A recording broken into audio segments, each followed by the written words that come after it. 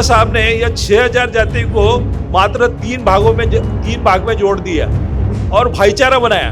बाबा साहब ने भाईचारा बनाया, शेड्यूल कास्ट, शेड्यूल ट्राइब्स और ओबीसी, जो 6000 जातियों को उन्होंने 3 समाज में जोड़ दिया, schedule caste, schedule tribes, OBC. Kanshiram ji ने उसको और भी आगे जाके सिर्फ बहुजन में जोड़ दिया। ये 85% समाज बहुजन समाज है और बहुजन समाज में भाईचारा बनाया है।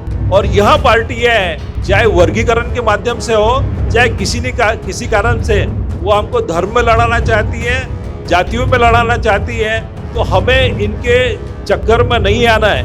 वह चाहती है कि महार और मातंग लड़े, वह चाहती है कि ओबीसी में लड़े, ट्राइब में लड़े।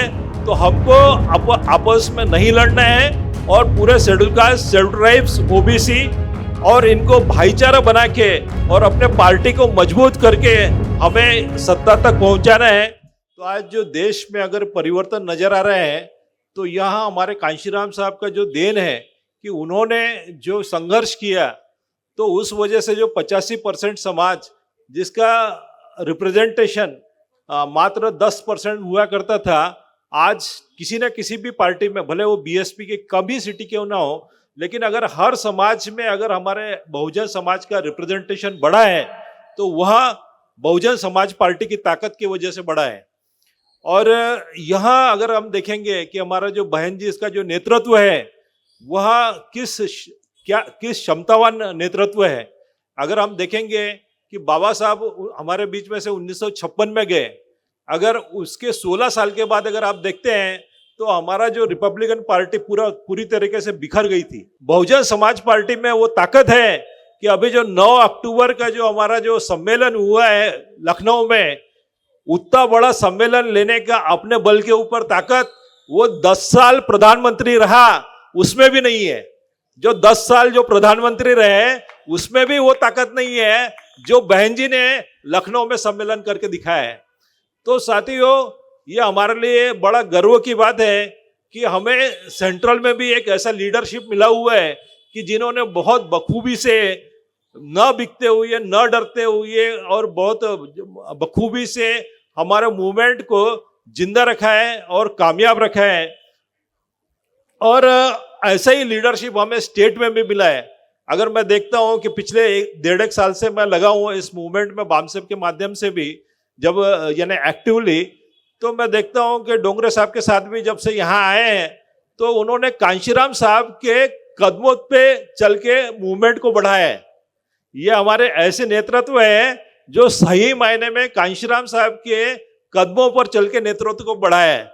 अगर आप देखेंगे कि कोल्हापुर का जो सभा हुआ, वहाँ कांशीराम साहब ने किया था शाहू महाराज जयंती के ऊपर, तो वैसा ही शाहू महाराज जयंती के ऊपर डोंगरे साहब ने बहुजन समाज पार्टी का सभा कोल्हापुर में किया। उसी तरीके से पूना करार का जो धिक्कार है वह कांशीराम जी ने पूना में किया था। वैसा ही पुणे करार का धिक्कार परिषद इस बार भी 24 सितंबर को पूना में भी किया। उसी तरह से अन्ना भाऊ साठे का जयंती भी आटेगांव में इस साल किया। तो यहाँ हमें एक बहुत ही यानी कांशीराम जी के कदमों पर चलने वाला नेतृत्व मिल रहा है, न बिकने वाला नेतृत्व मिला है।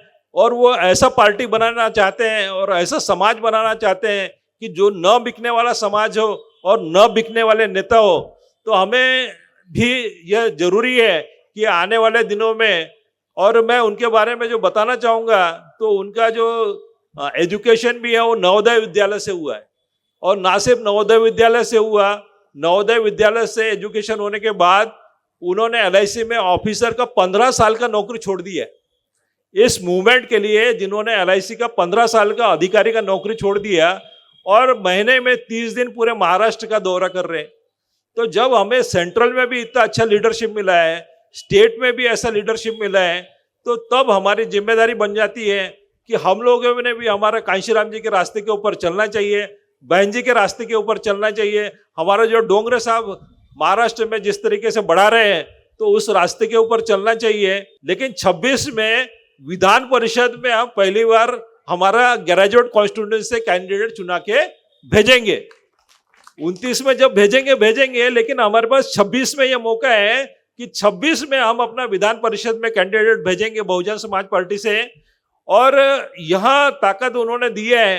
तो ये बहुजन समाज पार्टी का जो कैंडिडेट भी उन्होंने मुझे विश्वास दिलाया है कि भाई ये करने के लिए, तो मैं ये बताऊंगा कि लोग बोलते हैं कि टिकट बेचती है बहुजन समाज पार्टी, लेकिन मैं ये बताना चाहूंगा कि मुझे टिकट देने के लिए उन्होंने यानी घोषणा करने के लिए 1 रुपया भी नहीं लिया है, 1 रुपया भी नहीं कोई डिमांड हुआ है। और यह जो पार्टी है वह जो काम करने वाला है उसका कद्र है, तो आपको मांगने वाला नहीं, तो आपको काम करने वाला बनेंगे, और काम करेंगे तो आपको मांगना नहीं पड़ेगा टिकट, आपको बिना बोले आपको टिकट मिलेगा।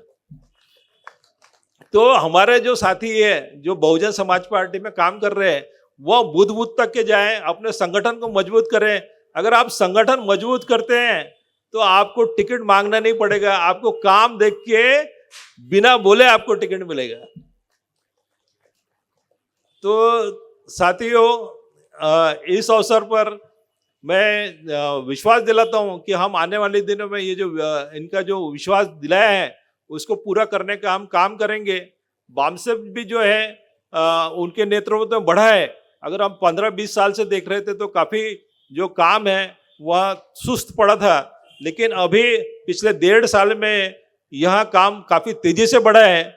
और जिस तरीके से हम यहाँ पर लोगों का तादाद देख रहे हैं और जिस तरीके से हमारे नेताओं का जोश देख रहे हैं, तो मुझे यहाँ पूरा विश्वास है कि आने वाले दिनों में जो कॉरपोरेशन के चुनाव होते हैं उसमें बहुजन समाज पार्टी जरूर अपना महापौर बनाएगी, और महापौर ही नहीं बनाएगी तो आने वाले दिनों में हम यहाँ अपना मुख्यमंत्री भी बनाने का ताकत रखेंगे, और मुख्यमंत्री भी बनाएंगे। जब यहीं के लोगों ने जाके देश भर में काम करके मुख्यमंत्री तक बनाया है तो हम वो महाराष्ट्र में क्यों नहीं कर सकते हैं। तो हम आने वाले दिनों में महाराष्ट्र में भी बहुजन समाज को एक करके, बहुजन समाज की ताकत को पैदा करके हम अपना मुख्यमंत्री भी यहाँ बना सकते हैं।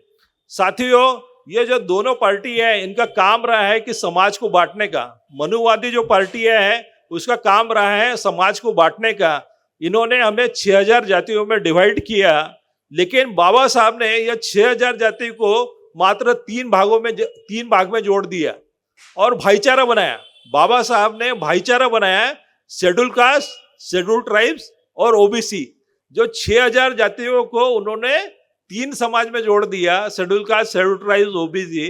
कांशीराम जी ने उसको और भी आगे जाके सिर्फ बहुजन में जोड़ दिया कि यह 85% समाज बहुजन समाज है, और बहुजन समाज में भाईचारा बनाया।